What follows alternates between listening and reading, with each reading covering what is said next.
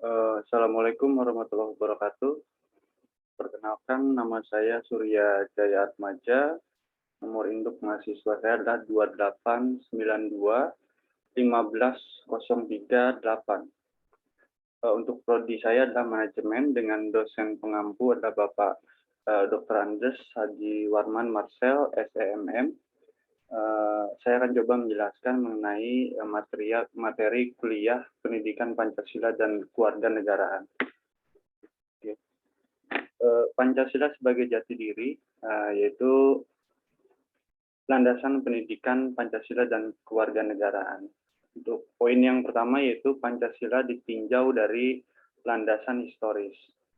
Bangsa Indonesia terbentuk melalui suatu proses yang cukup panjang sejak Kerajaan Kutai, yaitu Kudungga, Asyawarman, Mulawarman, Purnawarman, dan saat ini dosen saya itu Pak Warman sebagai penerus untuk menanamkan jiwa Pancasila di dalam mahasiswanya.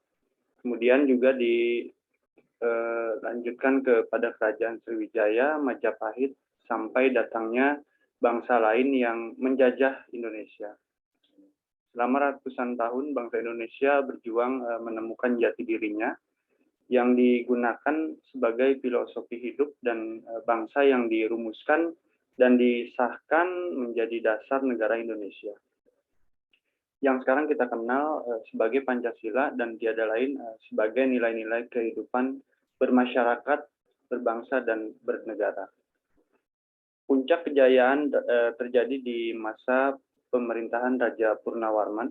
Raja Purnawarman itu memerintah Kerajaan Tarumanegara dari tahun 395 sampai 434 Masehi. Kerajaan Tarumanegara sendiri itu juga memperluas kekuasaan dengan menaklukkan raja-raja kecil di Jawa Barat. Selain itu, pemerintahan di masa Purnawarman sangat memperhatikan pemeliharaan aliran sungai. Seperti pada tahun 410 Masehi, Raja Purnawarman memperbaiki Kali Gangga hingga Sungai Cisuba yang terletak di daerah Cirebon. Kemudian keberadaan Kerajaan Tarumanegara juga itu dapat dilihat dari 7 buah prasasti yang berkisah tentang sejarah Kerajaan Tarumanegara.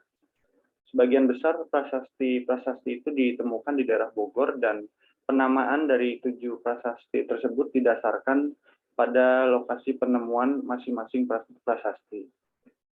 Kemudian selanjutnya yaitu Pancasila sebagai landasan kultural sosiologis. Pancasila dalam hal ini berkaitan erat dengan budaya kehidupan bangsa Indonesia dan menentukan eksistensi bangsa Indonesia.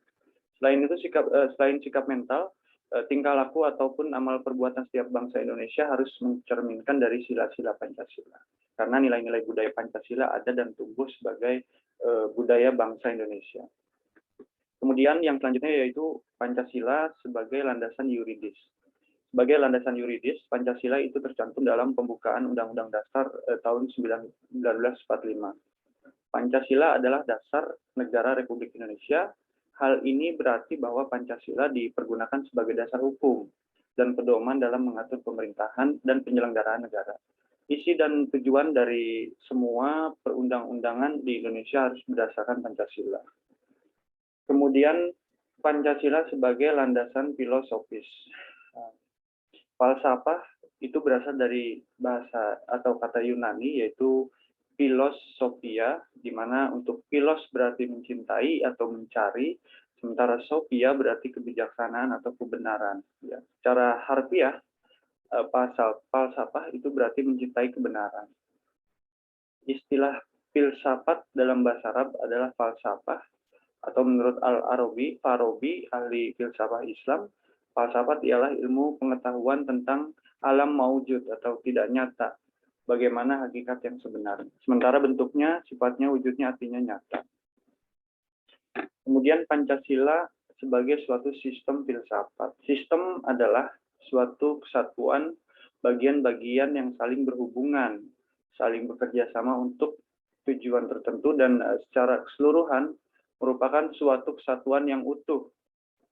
Ciri-ciri sistem Satu, kesatuan bagian-bagian tersebut merupakan fungsi sendiri, saling berhubung, saling berketergantungan. Kesemuanya dimaksudkan untuk mencapai suatu tujuan bersama. Yang terakhir terjadi dalam suatu lingkungan yang kompleks. Kemudian yang selanjutnya yaitu Pancasila sebagai ideologi negara. Pengertiannya adalah ideologi itu berasal dari kata idein. Ini adalah bahasa Yunani, atau idea yang berarti gagasan, bentuk, konsep, cita-cita, pengertian dasar. Sementara logos artinya itulah ilmu atau ajaran. Secara harfiah, ideologi itu diartikan sebagai ilmu tentang idea, cita-cita, gagasan, atau buah pikiran. Pancasila sebagai ideologi berarti bahwa Pancasila merupakan paduan gagasan dasar mengenai hidup dan kehidupan bangsa Indonesia dalam bernegara, berbangsa, dan bermasyarakat.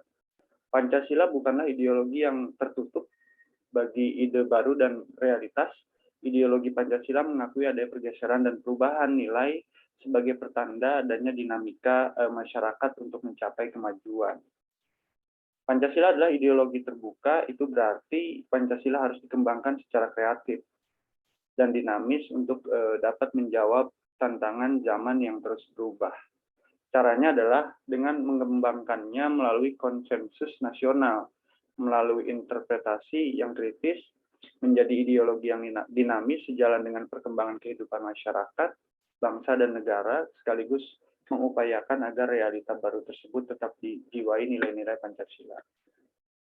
Keterbukaan Pancasila itu bukan berarti mengubah nilai-nilai dasar yang terkandung di dalamnya, namun mengeksplisitkan wawasannya secara lebih konkret untuk memecahkan masalah-masalah aktual yang senantiasa berkembang seiring dengan aspirasi perkembangan iptek dan serta zaman.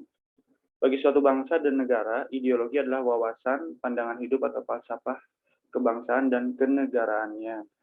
Ideologi juga sebagai landasan negara dan sekaligus tujuan dalam hidup bermasyarakat, berbangsa, dan bernegara. Secara struktural, Pancasila sebagai ideologi terbuka memiliki 3 dimensi, yaitu dimensi idealistis, dimensi normatif, dan dimensi realistis. Sekian pemaparan dari saya. Mohon maaf jika ada kata-kata yang kurang tepat. Saya cukupkan. Terima kasih. Assalamualaikum warahmatullahi wabarakatuh.